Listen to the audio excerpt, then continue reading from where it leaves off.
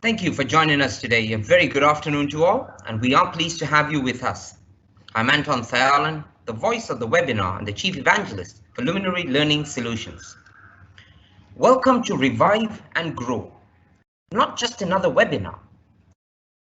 It is a part of the formula that contributes to the unique Saturdays Offer Learning with Luminary, with segments and topics that will unfold till August. So gear up and get your learning on.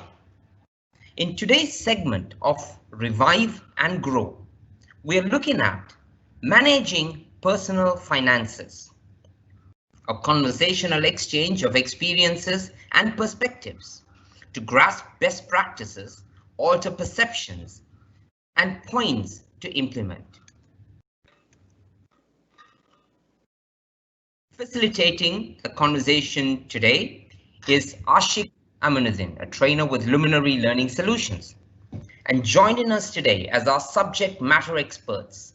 And it is a pleasure to welcome Cindy Constable. Cindy has been in the business of helping leaders break the mold, so to speak. She is a business transformation strategist and the founder of CRK Consulting, based in the United States of America, which is a management consulting firm which specializes in strategic planning, finance, and diversity and inclusion. Cindy is an accomplished speaker, including having given TEDx talks, and she holds a master's degree in business administration and has worked in the finance sector for the past 25 plus years. She brings with her traditional business practices that helps entrepreneurs and high-level leaders not just make money, but actually to build a business that can scale. We're also pleased to have with us this afternoon as our second guest, Dilendra De Silva. Dilendra brings with him 20 years of HR practice. He started his career in the hospitality industry, moving on to the telco world before taking on the role of head of group talent development for the Haley's Group. Well, over to them now for what promises to be an hour of riveting conversation. Aashiq, over to you, sir. Very good afternoon, ladies and gentlemen.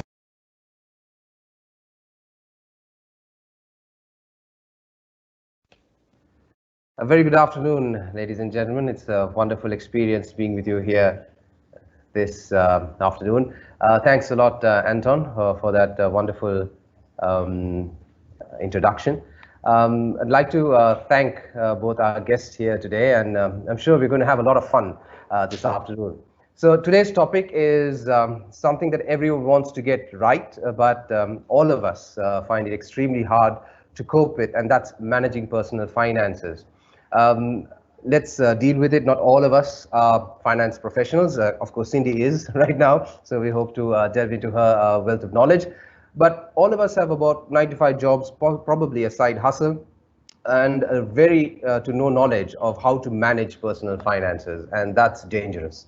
And the culprit in this case, most of the time, is the lack of education and knowledge on how actually money works, what it is, and how we manage it. And perhaps most of what we know is out of trial and error, mostly led by assumptions. So let's just dive in, okay? 1 hour just flies fast. So I'd like to ask Cindy, let's start off with the first question. How would you, or how does personal finance actually get defined in a very common way so that everyone can understand? Hi, Aashiq, thank you for having me today. For me, personal finance is really about anything that has to do with money that affects your life on a day-to-day basis. So that's going to include how you earn money, whether that be through a job or a business venture of some kind. It's going to be how you spend money, the things that you're buying day to day. You're paying your mortgage on your home, you're paying your car note if you've purchased a car, you're going to the grocery store, you're paying for your kids' football lessons, you know, all of these things that you would spend money on day to day. It also includes things that you might own that you don't owe money on. So anything you own outright that you don't have any payments for would be like an asset. And then all the other things you paid for are your liabilities. And then it also encompasses how you borrow money. How would you go about getting a loan to buy a car or use a credit card? In the United States, we also have to worry about paying for education because our higher education, university, college is not, we don't have universal education here. We don't have universal healthcare in this country, so that's also a major expense. And then, of course, a big expense that a lot of people don't consider in their personal finances is taxes. Your taxes are typically, at least in this country, the largest expense that you're going to have in a given year because you pay tax when you purchase things at the store, you pay tax on your income at the state, federal level. So it's all of those different things that you have to plan for in your life that you're right, you're not really educated well on as a young person, even through university. You may take an accounting class or something if that's your major, but if not, you know, personal finance is something that's kind of mysterious. And then you have all of the investment channels, stocks and bonds and mutual funds and options and all of those different things that are challenging to understand. And then you're also needing to plan for retirement because you don't want to work forever. So then it's like, okay, well, what do I do for that? And there's all kinds of vehicles to use for retirement. So it can be overwhelming. Like you said, if it's not your first job, if it's not what you do, it's what I did for a number of years. So it's not foreign to me, but it is foreign to most people. How do you make all of those parts work together and do all the other things in life? Yes, absolutely. So that's what it is, right? So it could be overwhelming if you latch on to that word. So part of it would also be, excuse me, part of it would also be in terms of goal setting, I suppose. There is a part, yeah. So Yep. Somewhere down the line, we're going to discuss another, answer another question of actually whether there is a point of no return, whether some of us actually have it that bad and can't come out of it, but there is some light at the end of the tunnel. We'll come to that. So could you just elaborate on the fact of, can this be broken down into pieces? Can it be looked at that way? In terms of, earnings as well. People look at earnings only as pay from your 9-to-5 job or something like that, but can earnings actually be broken down into earnings from your pay plus earnings from your assets, things like that? Oh yeah, there's lots of ways that you can earn money. You know, your regular job, your 9-to-5 is only one of those ways that you can earn money. You can own a business, and through the business, if your business is profitable, profitable meaning that your revenue that you bring in exceeds your expenses, the things that you have to pay for to run the business after taxes, then you're profitable, in my opinion. And just understanding that the way that you earn money is going to be different based on what it is that you do. You can also earn money passively, meaning through like rental properties, for example. If you owned rental properties and you were collecting rents on those rental properties and the expenses on those properties were all paid and then there was money left over, that's passive income to you. So you're not actively, putting on your pants and going to work every day to earn that. You can earn portfolio income. So portfolio income would be from investments.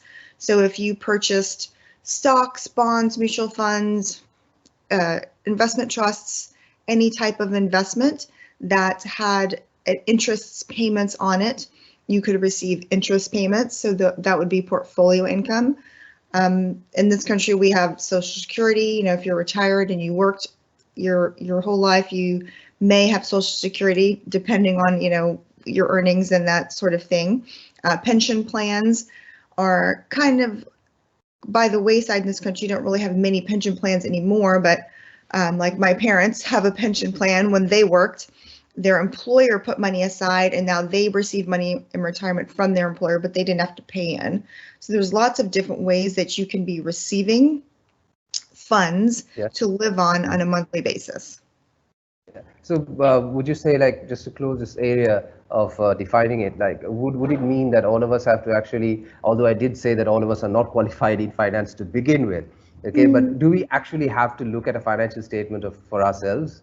Okay, like you say, earnings, expenses, I would. For me, that gets into the financial literacy piece, understanding what all of those different pieces mean. You know, how does money work? What does it look like? How do you earn it? How do you keep it? How do you grow it? That's the financial literacy piece. So definitely, yes. We should come to that. But one of the things that I think we should actually talk about, and that's been swimming in my head personally for a very long time, and a lot of people grapple with, is the fact that, you know, we don't have the correct mindset. Do you agree with that statement? Is it all about being rich and poor, or not always being in a financial fix? Is it a mindset thing? I am a huge proponent of the mindset being a large part of the equation when it comes to your personal finance, as well as your financial literacy. Because from a mindset perspective, you know, you can have a scarcity mindset or an abundance mindset, kind of like either a negative mindset or a positive mindset. And so if you feel overwhelmed by financial matters and you feel like you don't understand it, or I'm never going to get that, or, oh, I'm not a numbers person, it's just not my thing. Well, those are stories that we tell ourselves so that we don't have to learn the information. It's easy to say, oh, you know, I just don't get that, or what have you. But for me, I prefer to have an abundance mindset and a positive mindset and seek out the information I need to do better. And additionally, how you look at your money, to me, makes a difference. So, for example, the term budget is widely used. Setting up a budget, you know, what you're going to spend each month, and you have categories, and you say, okay, I'm going to budget, you know, $500 for groceries for the month, and I can't go over that. Well, for me, I feel like some of the terminology that we use in the finance world is restrictive. Because when you hear budget, what do you think? Oh, like that means I can't do something. A budget is like a diet. When someone says you have to go on a diet, you're like, oh, now I can't have, you know, a cake because I'm on a diet.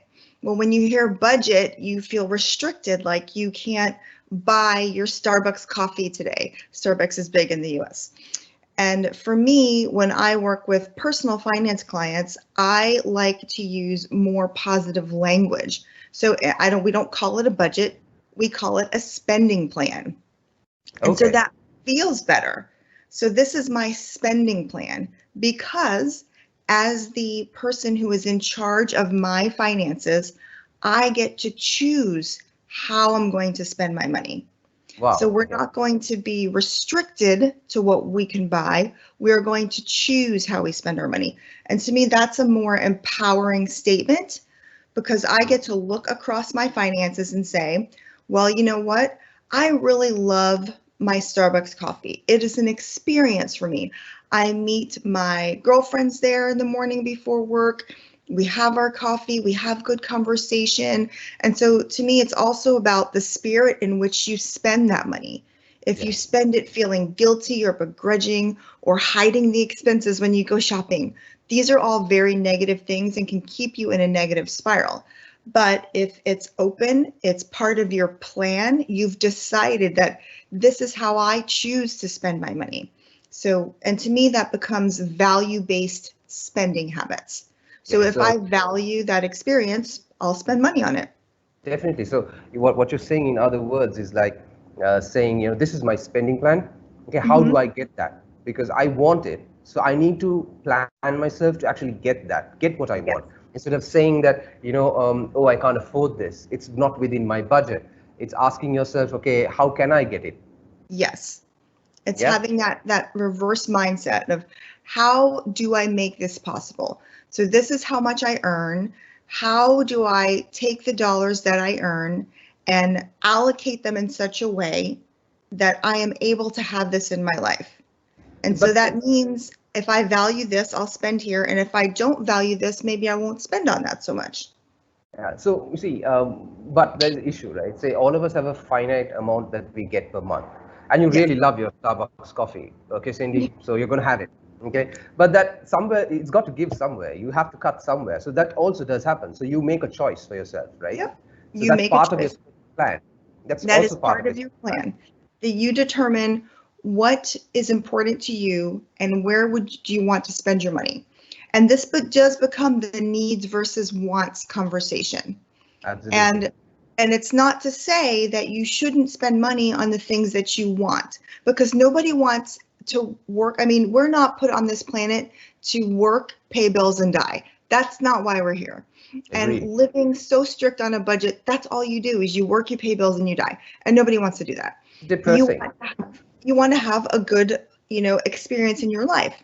And managing the money that you do receive well enables you to have a better experience. And if you're spending the money that you make in a way that aligns with your personal values, that aligns with what makes you feel like you're living in your highest and best good, then you are more responsible with your spending versus, well, I can't do that because it's not in my budget.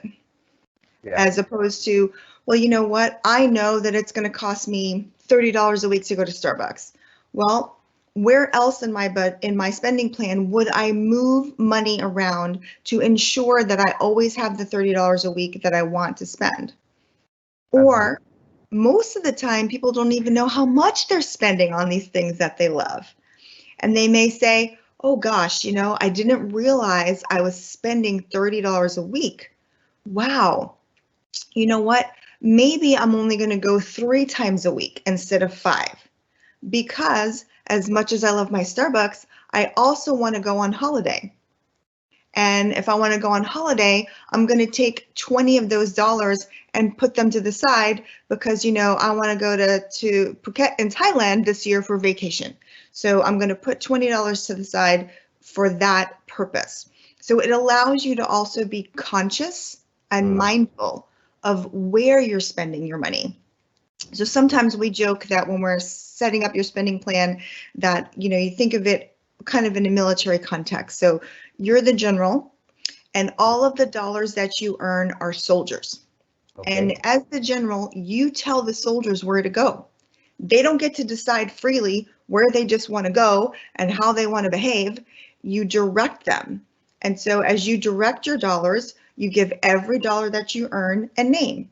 And you tell every dollar, this is where you're going to go, this is how you're going to be spent, and then you also have the freedom to decide that you need to change it up if things change. If you earn more salary, you get a raise, you start your side gig, you've got a side hustle now where you're earning some extra money, or you've reviewed your expenses and realized, wow, I'm paying for a lot of streaming services. I have too many streaming services and I need to pare back, or there was some subscription that you had that you didn't even remember that you had that was coming out of your account every month.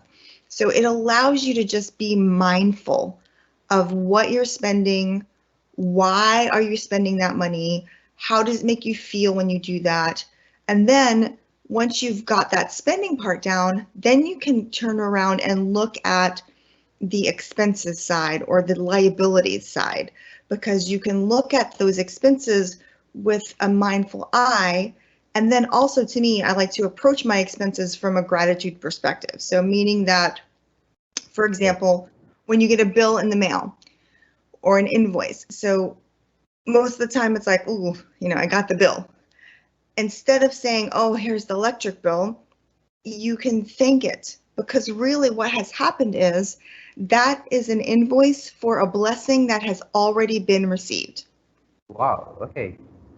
Yeah, because think about it. The electric company or the water company, they let you use their product all month long for free. You didn't pay up front for your electricity. They let you use it.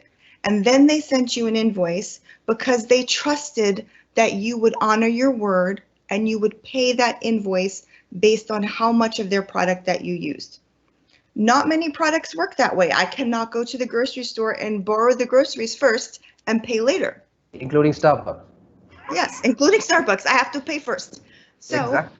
Looking at those bills from a gratitude perspective, that you had the good fortune to utilize that electricity, that water, whatever it was, all month long, and they trusted you, they believed in you, and they knew you would honor your word and pay for that service later. Amazing. Same thing on a credit card bill. Yep. If you used your credit card, that financial institution said, Cindy, we trust you. We're going to let you borrow this money because we trust that you're going to pay it back on time, properly, when it's due. And so just more of a gratitude perspective that you got to get what you needed and you had the ability to pay over time. Yeah. So we need to actually get to the credit card bit that you just mentioned, okay, at some point in this discussion, because that's very we will talk about that, because you're right, that can really get the whole be a little tangle mess there. Yeah, it's a double-edged sword. But really I should tell you that I'm loving the analogies. Okay, it's amazing. You're the general, puts you in a position of power, and actually, also, it's so true. It's all about your mindset. It's all about the feeling that you can do something about it, and you getting yourself to actually get out there and get things done instead of living in a life of depression and thinking that everything's lost. So I think that's where it starts. So living a life of wealth is all about the mindset then. Absolutely. It's all about the mindset. And like you said earlier, how can I afford it? How can I make this work? Because, the mind responds to what you put into it. Absolutely. Yes. And if you're constantly in a state of negativity, a downward spiral, well, I can't afford that. I don't have that kind of money. I can't do this. I can't do that. You believe whatever you tell yourself, whether it's good or bad. And instead of telling yourself you can't, when you ask the question, the subconscious mind then becomes activated. And so now your brain has to find out, well, how can I do that? Because then you're in search of solutions. True. Instead of just throwing your hands up and saying, well, forget it. And really, if you think about it, having that type of a mindset or asking those kinds of open-ended questions is how all great discoveries are made. If scientists didn't say, well, how can that happen? How can I do that? We wouldn't even be able to be having this conversation right now via video chat with you in Sri Lanka and me in the United States. Absolutely, yes. Somebody said, how can I do that? How is it possible that, Aashiq and Cindy could have a conversation, across thousands of miles and see each other on video? And how is it possible that other people could join in on that conversation? Somebody asked how.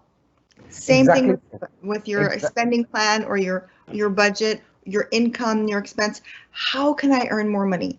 How can I pay off this obligation? How? It's a very powerful question. Exactly. So that brings me to this point, right? Cindy, it's all about asking the right questions. Mm-hmm. It's asking the right questions. So you started on one, okay? How can I do it? We need to switch our minds to the point where, we challenge our norms. We ask whether things should be the way they are right now. Do we also ask, how will it be if I did that? Now, how do you think these questions should work in a person's mind? How do the people who think on abundance, okay, actually ask questions? How do they do? What questions do they ask? Well, they're going to ask, one, they're going to be curious, because curiosity helps you learn. And if you don't know a lot about personal finance, a budget or a spending plan, as I like to call it, is a simple document. You record what you earn and you record what you spend. And typically I would have people start with, well, how do I record that? What types of things should I write down? And you want to start with the general categories, your living expenses, your mortgage or rent or whatever you pay for your domicile. Do you have any utilities that go with that? You need to eat. You need to put petrol in your car. Do you have a car? Do you take public transportation? How much does the transport cost? Do you owe any money to anyone? How much does that cost me? And I like to have my clients treat it kind of like if you were on a diet, like your personal trainer would have you keep a food journal, marking down all of the things that you ate so they could evaluate what changes need to be made. And in personal finance, it's the same. I would say to mark down all of the money that you spend, and then also mark down all of the money that you earn. Now, if you just have a job, that may just be your paycheck every week or every 2 weeks, or depending on how you get paid, but you mark it all down. Once you have it down, then you have information, because you need to have something to evaluate. because a typical way that people deal with their finances is through avoidance. They don't think about how much they owe. They don't think about how this is costing. Not all. They avoid. So to me, when you are curious, the first thing you need to know is, what am I even dealing with? And how do I figure that out? Well, I have to put it all down somewhere in a spreadsheet, on a piece of paper, however you want to do it, and then look at it. And when you look at it, then you can say, okay, now what can I do about this if it's imbalanced, if it doesn't add up? What can I do about this? What is my next step? So it has to be like that, one little step at a time. And I believe that, they say information is power, or knowledge is power, but I think that's true only to an extent. Knowledge is power, yes, but it is only powerful when it is applied. Wow. Because if you true. look at that knowledge and then you go, that's scary, I'm not going to deal with that, then you haven't won. But looking at it and saying, okay, well, now what's next? Because then you can have a professional help you. Once you have your documentation together, you can go to your local bank. You can hire a finance professional, someone to help you. And if you can't afford that, there are usually lots of free resources online. You could, Google budgeting app or something, and they would pop up and you would just pre-fill in the information. So to me, the first place you start is by assessing what you already have. Okay, so lovely. So I'd like to just welcome Dilendra back. We just lost him, if you didn't notice. So Dilendra is back with us. I'd like to ask him as well. So hi Dilendra, welcome back. We lost you for a moment there. So we were just talking about we've just done about what personal finance is all about. Okay, having the right mindset, and actually we want to move into about financial literacy right now. But Dilendra, from your point of view, okay, you must be meeting a lot of people that coming to you at Ailey's as a group head, right? Talking to you about their personal issues. So what do you find? How do you see their mindset working out in terms of personal finances?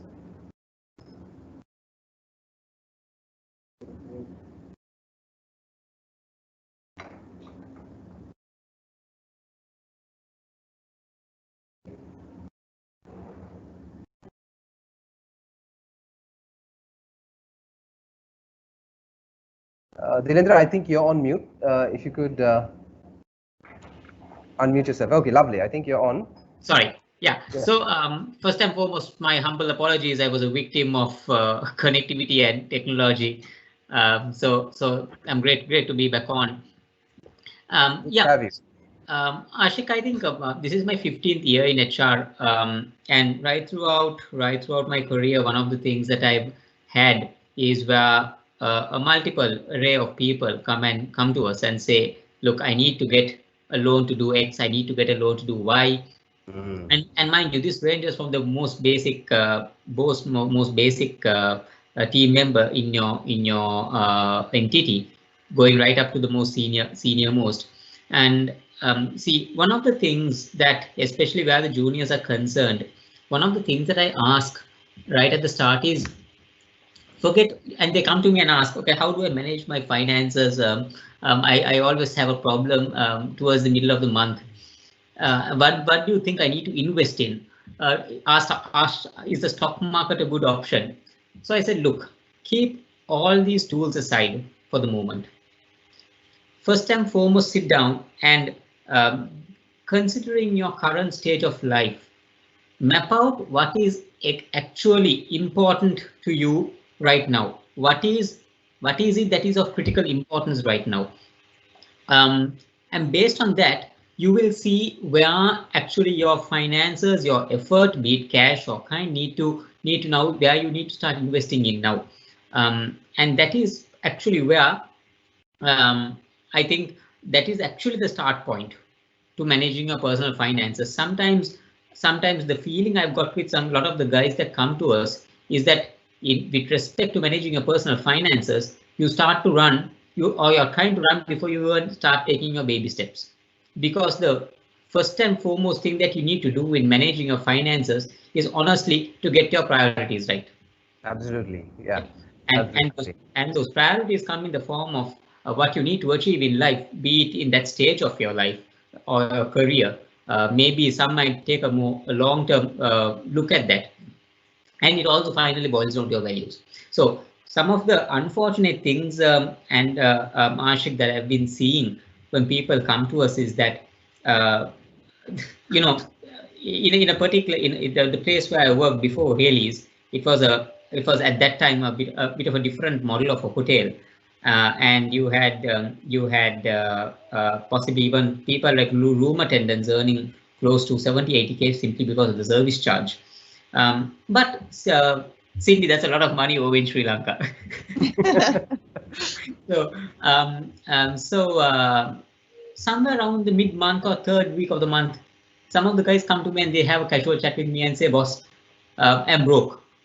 I said, "How are you possibly broke? It's only the second week of the month. You have 2 more weeks to go in the month. How possibly are you broke, earning what you are earning?" And mind you, these are guys who've left school, just got out of hotel school, and now so they are not married, no encumbrances, nothing.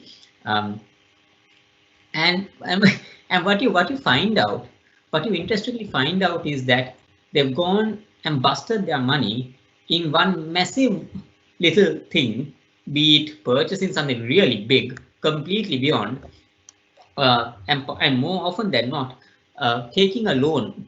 You take a loan for a massive amount based on the income that you get, and you buy this thing, or you go and purchase a service, or you go somewhere on a trip which is completely beyond what your actual income is supposed to do. And because of the lack of knowledge, what happens is these guys, after 2 weeks, they purchase this product. You find it all over on social media, and then they gauge the success of their brilliant initiative on the number of likes and shares they get, completely forgetting how they are going to live life for the rest of the month. Absolutely. It's a scary thought, actually. It's an scary thought. It's an absolutely scary thought. So the question I ask them is, look, now if this is the way you're going to lead life, what do you want to do in the future? Do you want to go up in your career? Do you want to do a degree? Do you want to do whatever the other thing? And then,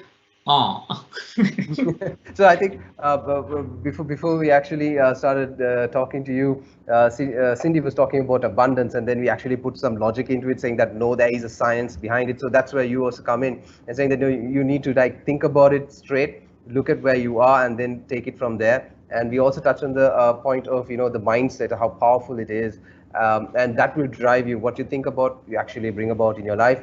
And the thinking of a spending plan, I think that is a nice idea. So that all brings us to a very, very important point.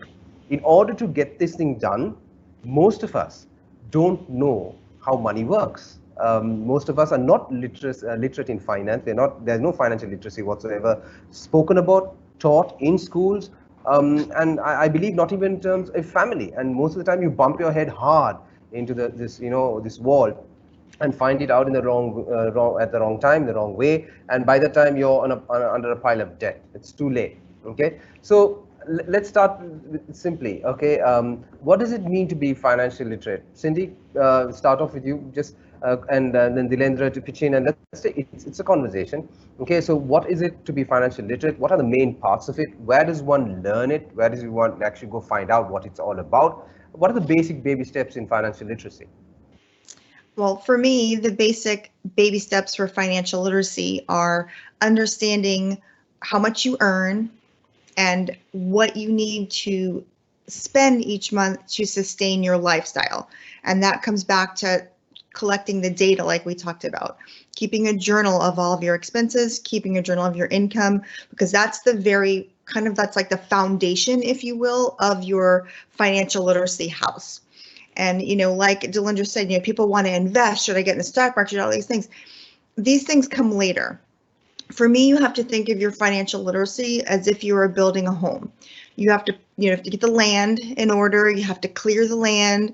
And then you have to lay all of the groundwork, the plumbing and the electrical pipes and all of those things.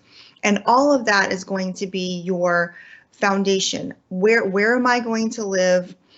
Based on where I am in my earnings today, where am I going to live? How is that going to look based on my values, what do I want to spend my money on? If I want to buy that Starbucks, well, does that fit in my plan?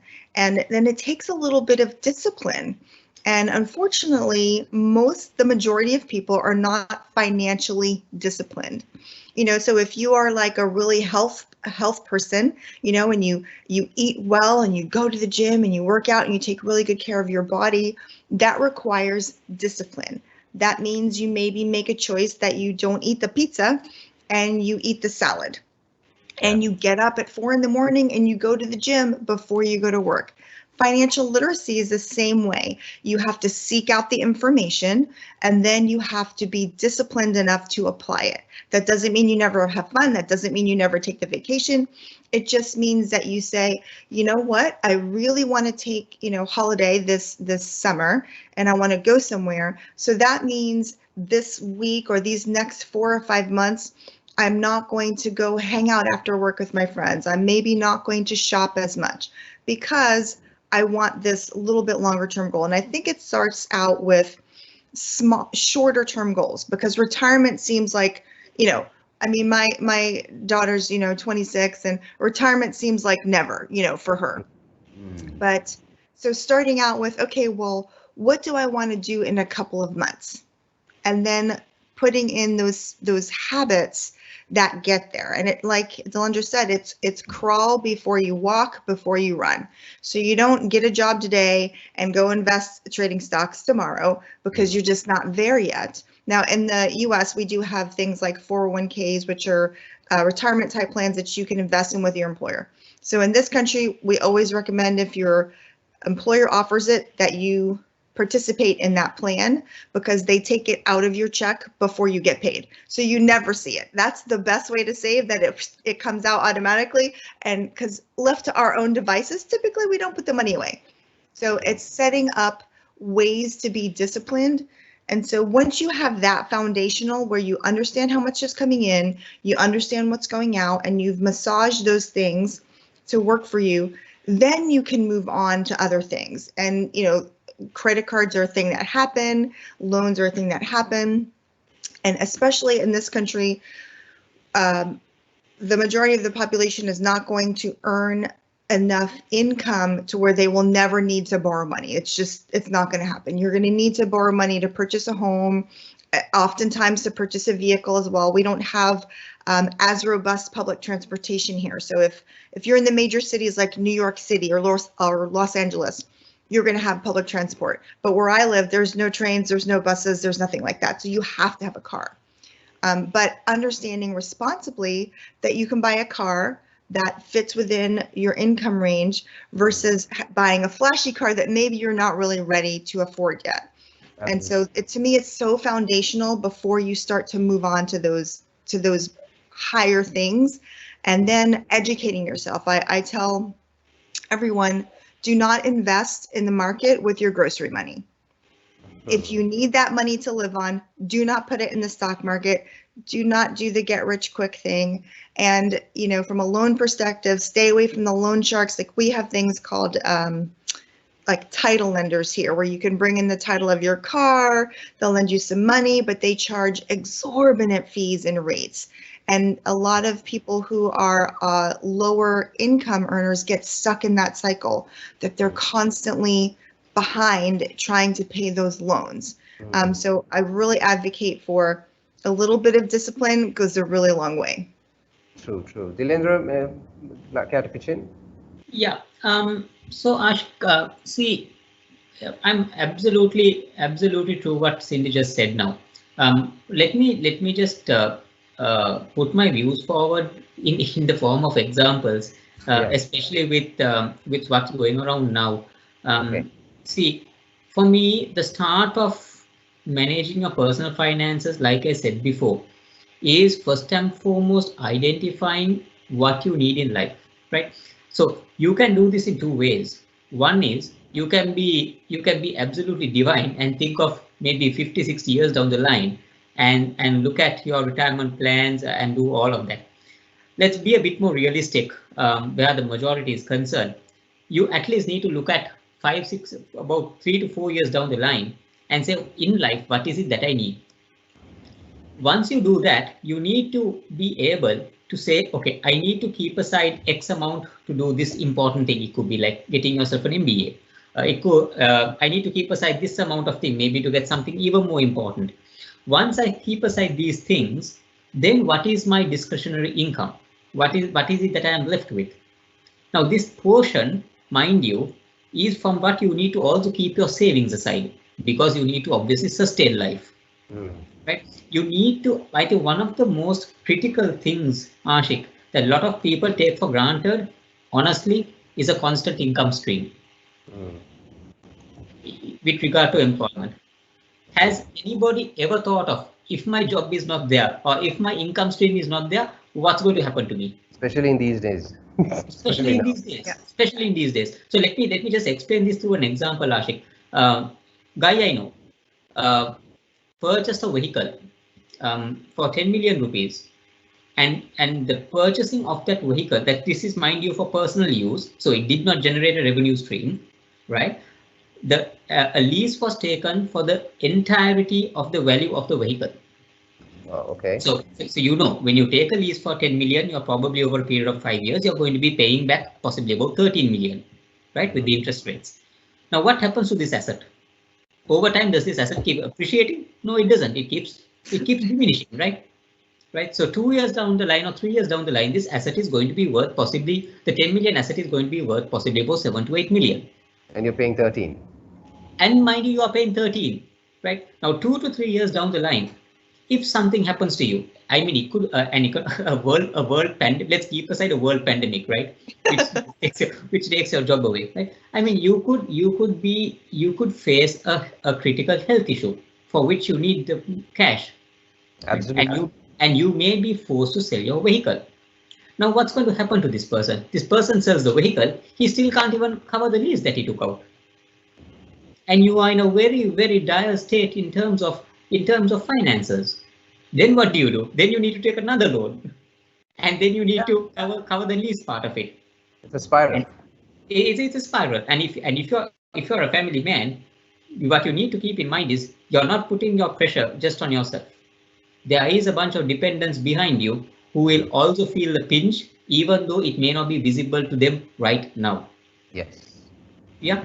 So ideally, what should have happened here? In a classic scenario, the lease, if you wanted to buy a vehicle, you need to take a lease for an amount that once you sell the vehicle, even at a diminished value, you can cover the lease. That is the ideal. In an even more ideal scenario, you need to be able to cover the lease and buy yourself another small vehicle with the sale proceeds of the previous vehicle, so that your lifestyle doesn't get overly impacted. Yes, lovely point. Yes. Yeah. So the point here, Aashiq, I feel is, and I think it's very important. Cindy, I'm not sure how the education system in the US works, but over here, our education system also rarely touches on looking at some things in life in a completely logical sense. You will have tons of technical things that you need to study from A to Z on mathematics, on science, and all these things. But when it comes to a simple logic in life of how certain things need to be looked at, it is sadly missing. So whether it's something that needs to be taught to you at home, whether it's something that needs to be taught to you at school, I don't know. Right? But the fact of the matter is this: it is very unfortunate that sometimes this doesn't get imparted to even the kids. So when these kids grow up and when they start earning money and when they suddenly realize, look, I can suddenly purchase things for myself which amount to X, Y, and Z, I obviously lose my head. Right? So let me just before I stop, Aashiq, let me just latch on to this whole thing about a credit card. Actually, take a credit card. But what do people do when they go into debt? When a person goes into debt, they will take a credit card company, they will lambast the credit card company till the cows come home, and almost show that the credit card is the criminal here. But actually, what is this credit card? Isn't this credit card an amazing tool? You take this credit card, you settle the money at the end of the month in one shot. You don't need to carry a lot of cash with you. You earn up on the interest that would be in the bank. The credit card also ensures you get certain discounts and various benefits. The only thing you're supposed to do as a credit card holder is to, by God, be disciplined and understand you are getting X amount of money in income and you just need to settle the credit card. So where is the problem here? Is the problem the credit card or is the problem you? Exactly. It's a double-edged sword. You actually touched on that. It's a discipline issue, I think, ultimately. Yeah. Yes. So I would just, we started off saying that owl will run very fast. So it is actually, Dilendra, I'd like to come to a point where you spoke about discretionary income, right? So Siddhikat, Pichin, and Dilendra, you as well. See, I think this is the point where actually you have a playground, because once you've taken care of yourself, and you know that you have a little bit of a portion, and I think that's the most interesting and most amazing fun part that you have, asking yourself, how can I grow that? How can I grow this part? Okay, and how can it be bigger so that I can maybe do more with it, build more assets with it? So my question is this, okay, financial literacy has a lot to do with your understanding of how money works. What exactly is money? A piece of paper? Is it a real asset? So shall we just quickly have your points on how you view money by itself and what it is actually. Also, let's move on after that quickly to the assets liability side of literacy and the taxes side of it, and how one should actually go where they find out, because the US tax regime is different to Sri Lanka, where you need to go and what you need to do in order to save yourself. Do you get, because Sri Lanka recently also came out with this idea, which is I thought it's an amazing idea, where we used to have taxes deducted, get deducted by the company. So you actually get your salary minus taxes. But now we have been given the amazing option of actually filing taxes. I know it sounds more or less a trap, but I think that's an opportunity for those who actually are willing to improve their personal finances to look at. So let's get there after this. What's money? Well, for me, money is really a man-made construct. It is something that we just invented out of thin air. Literally, in this country, at least it's pieces of paper or pieces of coin. But money is a system of exchange of value. So Absolutely. If I have something that you desire, we used to barter back in the day. So if I have milk and you have eggs, we would switch.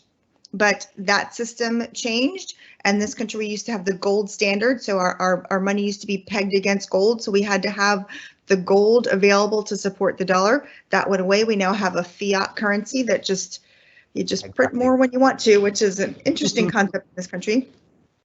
We have had the joy of filing taxes for many, many, many years, so welcome to It Is a Trap. You're right, because those taxes go up every year. And we do have taxes taken out of our paycheck. It happens automatically here. You have no choices in that matter. And they increase that whenever the government sees fit. You again have no choice in that. But for me, money is a tool. And so understanding how to use that tool, it would be like knowing the difference between a hammer and a screwdriver. So both will probably get the job done, but one will do it better than the other. So understanding that money comes in many forms. We talked about credit cards, loans, leases, as you all call them in your country. Lease means something different in the United States, or the way a lease is used. Leasing is to rent in the United States. When you lease, you rent. Cash, so there's money comes in different forms, and how you utilize those makes a difference. So understanding when to use a credit card, how to use it properly. Ideally, yes, you pay off your credit card at the end of the month. That doesn't happen hardly ever here as well, which is why people carry large credit card balances and paying lots of interest or late fees on those monies that you haven't paid back.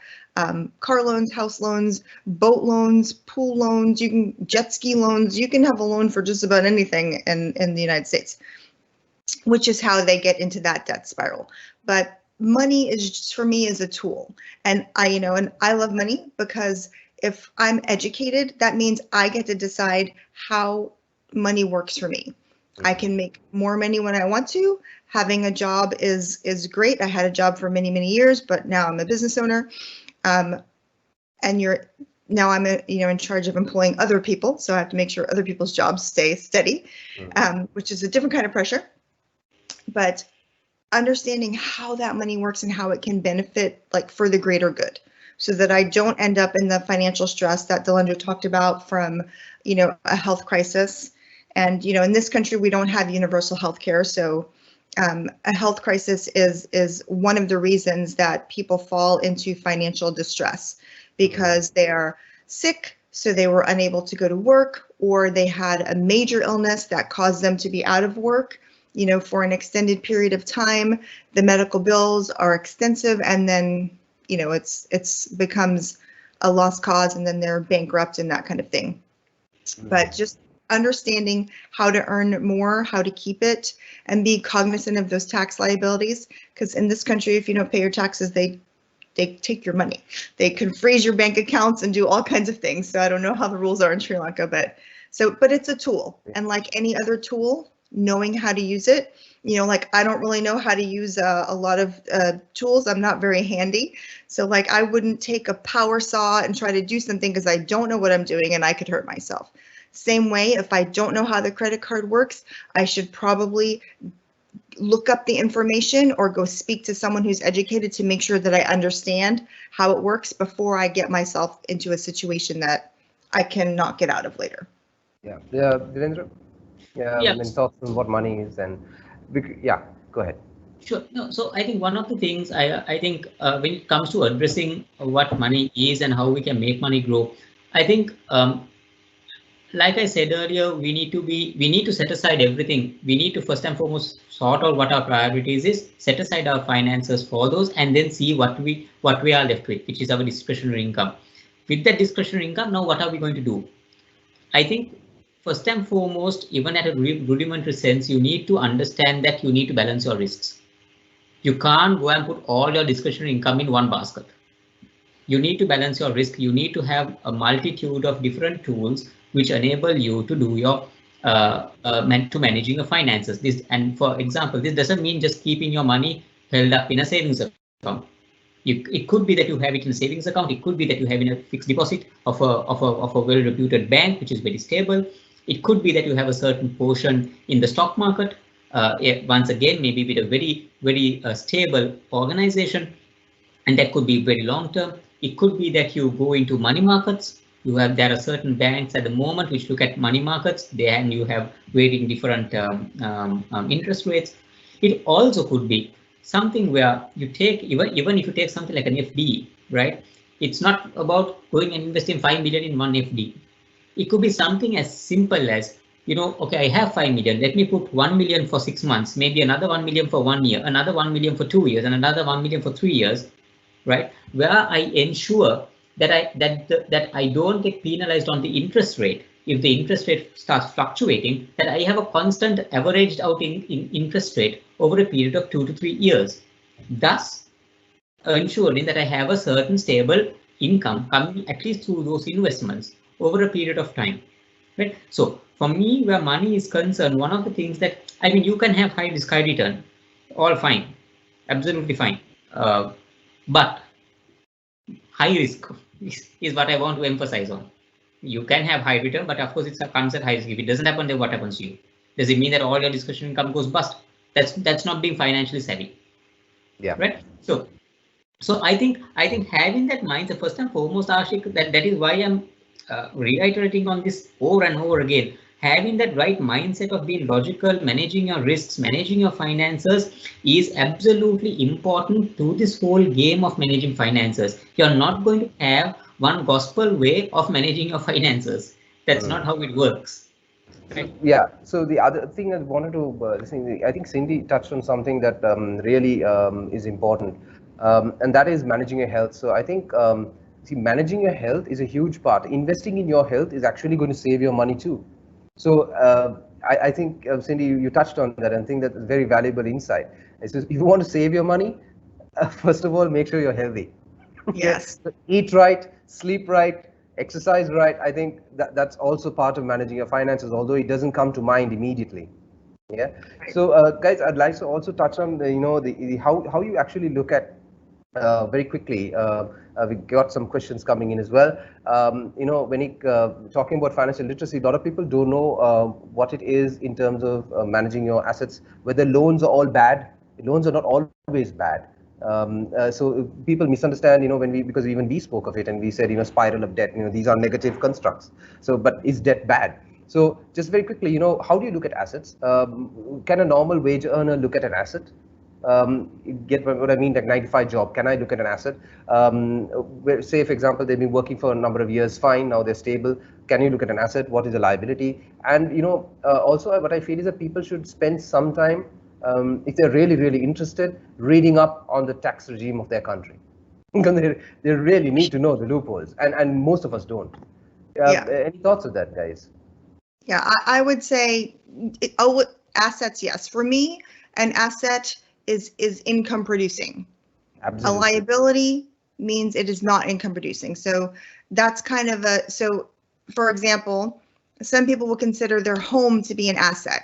And in the traditional sense of your balance sheet, if your accountant is filling out your balance sheet, they're going to put your home in the asset column. For me, your home is not an asset until you no longer owe money on it. So anything that causes money to go out of your pocket on a monthly basis is a liability. So I own my home. Yes, I own a couple of them. I pay money out to the mortgage company. So, I like how humble you were in saying that. Yeah, it is an asset in that I can count it, on my balance sheet. But for me, the way I look at it, until it produces income for me, it is not truly an asset. And then you can have physical assets, and then you can have cash assets. So cash that I have in the bank that earns interest are assets. Stocks that I own, bonds that I own are all assets. All my retirement income or my retirement savings are all assets. I have liabilities to where the mortgage is a liability. And in this country, we pay something called property taxes. I don't know if you guys have property taxes there. So my home will never be an asset in that regard, because if I don't pay my property taxes, the government can take my home, even if I don't owe the bank any more money, which is a little crazy to me, but it is what it is. So again, watch those taxes, guys, because if you don't understand that, and then, this is why in our country, at least, the big corporations end up paying next to zero tax, because they have hired professionals that understand the tax system. And our tax system in particular is set up to really benefit the businesses. It's not set up to benefit the personal consumer. So if you just have a job and you don't have any tax write-offs or any of those things, you're going to end up just paying a lot in taxes, 25% of your income probably, and not getting very far ahead. But if you have, a corporation set up, an LLC, even if it's just a small one, just to, park expenses in. So there are ways that you can operate with the tax code to benefit you, but that does take education. And, as educated as I am, I hire a public accountant. I don't try to mess with that myself, because I'm never going to be able to keep up with what the tax code is doing. That's just not my job. So just understanding those things. But yes, you can look at assets, but responsibly. Like we have a term in this country called your starter home. So the first home that you purchase is typically smaller, less expensive, because it's where you're at in your earnings path, your career field. And so as you grow, maybe you get a bigger house. But also that could also be a trap. Because if you earn more, you spend more, and you earn more and you spend more. And then I like to say, then you just become broke at a different level. So if you were broke down here, and then you earn more and you spent more, and you earn more and you spent more, and now you're broke up here. And if you lose your job up here, ooh, that's a whole mess. Because if you're earning a lot of money and you have a lot of bills, and you lose that job, it's harder to find those higher paying jobs. So that spiral can be, could be ugly. Dangerous. Yeah. So debt can be a good thing used properly. So leverage, to me, debt is leverage.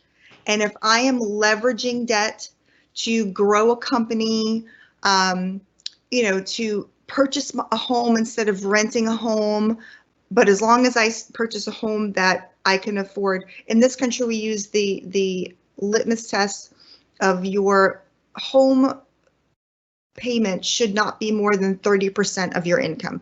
I don't know what Sri Lankans go by, but you keep it at least 30% or less of your income.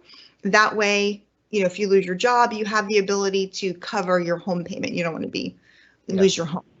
Yeah, so I think that brings us to a nice point of also the opportunity for a person to match their assets and liabilities. So we're closing in on the last bit. So let me move on very quickly. See, a lot of people want to ask this question. Some of the questions that have come also on this matter. Is there a point of no return? A lot of people are sitting on a pile of debt. One of the questions is about, you know, we'll try to address it, is about, it came from overseas. One of our listeners who's sitting overseas, who's spoken about parents' debt. Okay, this is from Oman. Ranjan asked this question. You know, when one's on a pile of debt, okay, it can be yours or it could be something that you've inherited, right? How would you look at it? Okay, is there nothing you can do? What I'm trying to get at is that, see, Ranjan's specific question is about loan sharks, loans where, what the question is about, not the loan. Actually, I think the question is about what interest rate are you paying? Because credit cards are like 26% interest in Sri Lanka. It used to be 28. Okay, you can again. Yeah, I see your face. Okay, so. Oh my gosh! Yeah. And loans in Sri Lanka for a car could be somewhere as high as 14%. If you that's from a bank. If you go to a leasing company, it could be as high as 16 to 17%. Okay, so it's, yeah, I know. I can see a face, Cindy. Yeah, move to the US. Move to the US. Good point. All of us will plan something else. It's like 0% to 2%. I know, it's scary here. So you see, we can get into a lot of trouble. I think that's what Dhirendra was going on and about. This is a Sri Lankan context, and I'm sure he's sitting there looking at and having case studies piled up in his office. Okay? Yes, I'm sure. So, can we quickly, you know, how does one get out of this mess? What is the first thing you do? Well, I would let you address Sri Lankan, and then I'll address in the US what you would do. Run away? No. We haven't seen those interest rates in a long time in this country. Dhirendra, yeah. I mean, look, Aashiq, it's a really tough one, right? I would look at it from in the exact way that you would look at your health. Prevention is better than cure. But see, I mean, if you are at it, it's going to be a very, very tough thing. I think it once again boils down to you listing out, if you have to really get through this phase of life and maybe make those payments and ensure that your debt is covered off. What is the income that you're getting? What is it that you can compromise in your current lifestyle just to get out of this terrible spin? And sometimes I think what can happen to you as an individual who is in this kind of spiral is it can just completely overwhelm you. Yeah, and you should not allow it to do that to you. You need to be able to uncouple yourself, detach yourself, give yourself a good 1 hour maybe, and just list out, okay, this is what I need to sort out. This is my income.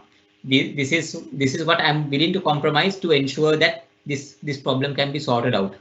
And still then I will be doing A, B, C, D, E. And I think a lot of mental strength. Yeah, you need to have a lot of mental strength, and you need to be absolutely clinical in the way from this point onwards, how you are going to be executing your finances. Yeah, you cannot be going down the road of anything that gives you the high of a narcotic. Yeah, you can't be spending money that gives you a sudden high and then it's gone. You need to do something that gives you sustained satisfaction. One of the biggest problems that we have is, and one of the biggest ways that people fall into financial crisis is that people go behind something that gives you a high of a narcotic. True. Yeah. We over here we call that instant gratification.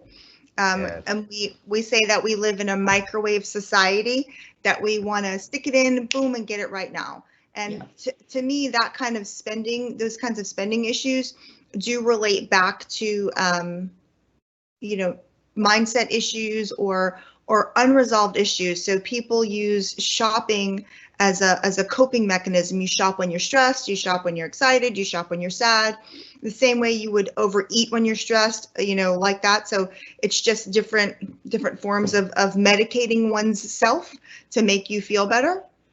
I do want to address the question that came in about the loan sharking, and really, not that that's not an issue in this country. It absolutely happens.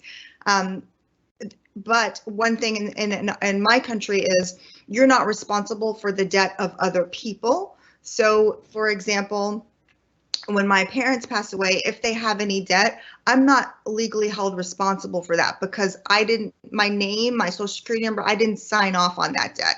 Now, their estate would be responsible, meaning any assets that my parents would have could be liquidated to pay those debts. But if after the assets are liquidated, there's still debt, the debt gets written off. I would not be held to that.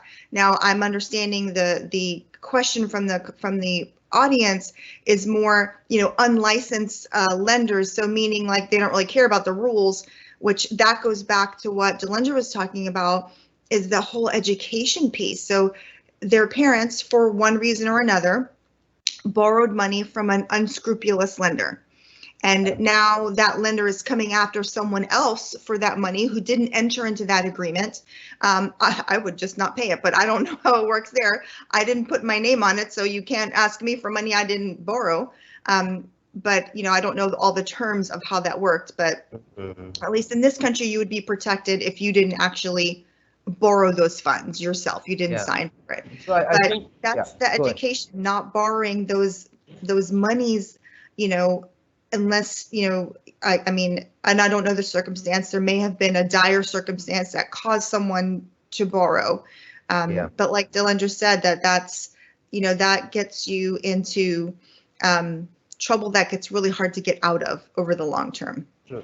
So also, Aashiq, yes, please. If you could just give me a couple of seconds on this particular point.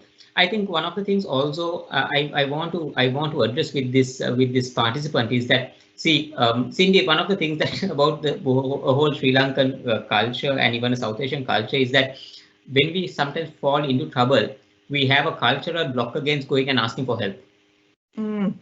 Right. So my message to this participant would be is, don't be that. Don't get blocked. All of us need help, and we need to go to an expert to get that help. So even in a scenario like that, I think you need to go to an expert and find out exactly what your options are. Don't try to solve this thing by yourself. Agreed. Yeah. Very good point, Delendra. Yeah, go and get that help, and then you honestly could find out that exactly like Cindy said, and Cindy, that the point that you brought out is very much prevalent in Sri Lanka also. Okay. It doesn't your debt doesn't get passed down to generations. It's not how it works. Yeah. So but what happens is when you have these unscrupulous loan sharks, they come to you with physical threats and threats on your families and so on and so forth. Yeah. So that needs to be addressed in a different way, and you need to get expert help and assistance to get that. So don't be shy to go and do that. Please do that. Yes, I think that's a very powerful statement, Delendra, and I think that's something that people have to take to heart. And starting off with, having proper mental strength, I believe, and also looking at all your options. I think people don't actually look at all the options because, see, why I mentioned the interest rates is that there are places, and and a lot of people who have piled up a lot of credit card debt. Okay, so there's this individual who I actually spoke to, and he said, this is the amount my credit card is. So I asked, why not you just settle your credit card, but try to bring it within your budget in terms of finance cost per month. How much of finance cost can you actually afford per month, and get a loan to fit that financial cost, settle off your credit card or any other loan you have so that you're within your means. So a lot of people actually don't look at it in a scientific way. I think they see, credit card loan, I need to settle the credit card loan. Bank loan, I need to settle the bank loan. But they don't actually look at it, okay, what is my finance cost per month and how can I get it better? See, any company would do that, right? Refinancing. But we as individuals don't do it for ourselves. So we need to actually, I think, start looking at it that way.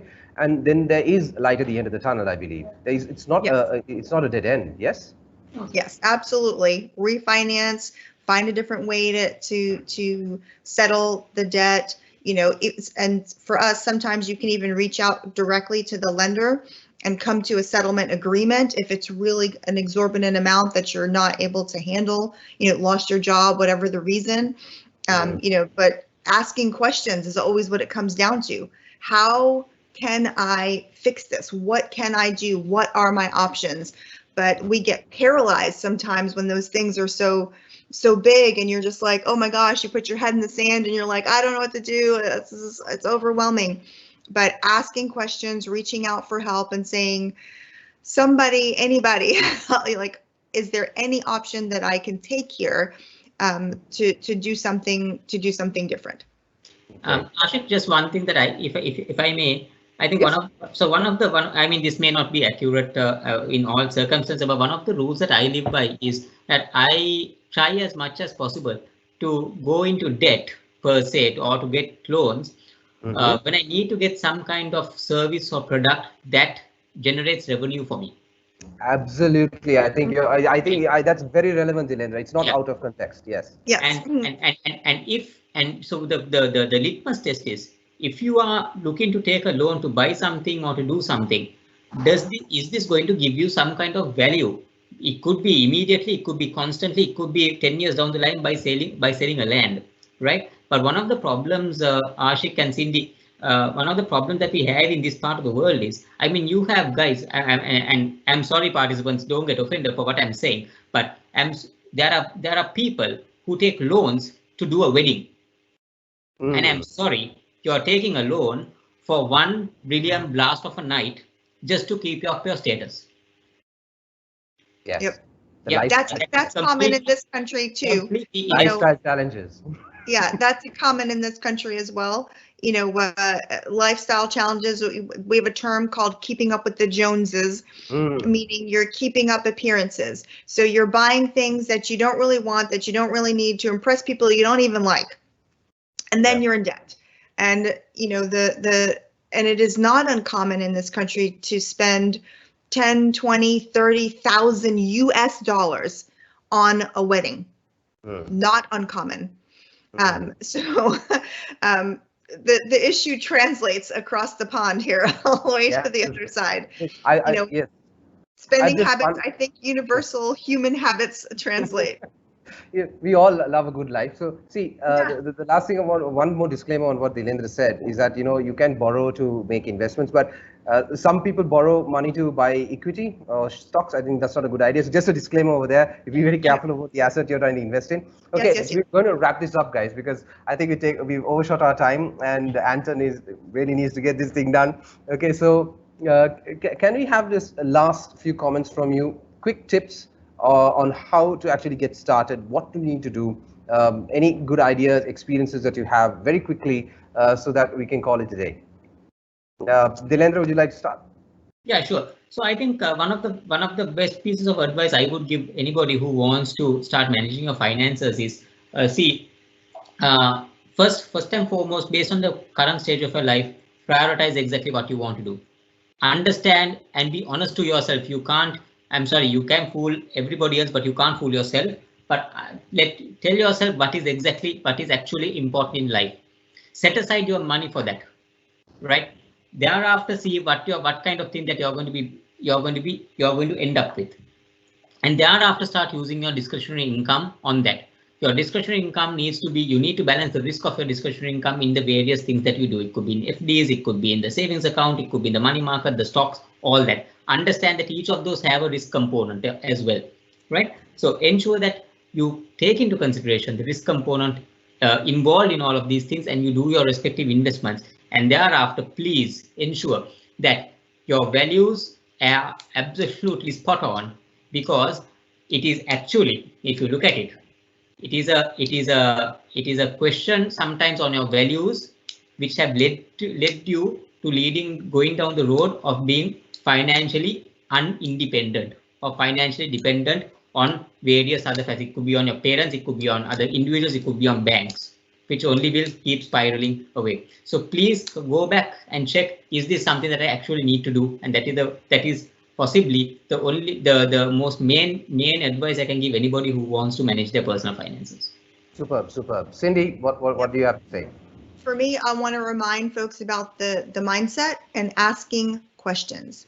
How can I earn more money? How can I fix the situation? What is a credit card? How does it work? It's the curiosity factor. If you've decided on what your values are and how you want to spend your money, then you got to understand what it is and how it works. And start small and work your way up there. And then for me, understanding the difference between being wealthy and being rich is also important. I'll give you my definition of wealth. First, my definition of financial independence is that I have passive or residual income that exceeds my monthly expenses. And what that means for me is whether or not I got up and did any work that day, my bills are paid. That's my definition of financial independence, that I don't have to go to work to pay my bills. So my passive or residual type income is equal to or greater than my monthly expenses. And then for me, how I measure wealth is how many months can I go without showing up for work? That's how wealthy I am. So if I can go to work if I can skip 2 months of work, then I'm wealthy for 2 months. If I can skip 2 years of work, that's how much wealth I possess. Because rich is not the same as wealth. For me, rich runs out.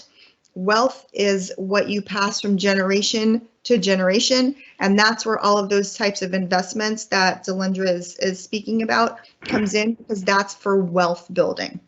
Amazing. Thank you so much, guys. It's been amazing. I know that we can't do justice to this topic, and most of the participants would like to invite you to actually build this curiosity and awareness of what is there in terms of risk and return and things like that when it comes to investments.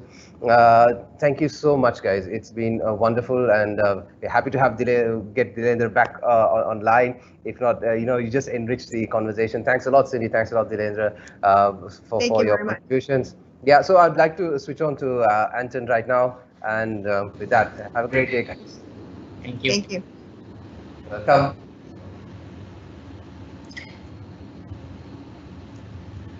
Thank you once again, everyone, for joining us this afternoon. Thank you, Cindy. Thank you, Dilendra, for that wonderful knowledge share. Certainly an afternoon well spent. Thank you, Aashiq, for steering the conversation well. I guess the takeaway for all of us is that it's not just personal, it's not just financial, it's about your ability to make positive changes and not get depressed over it.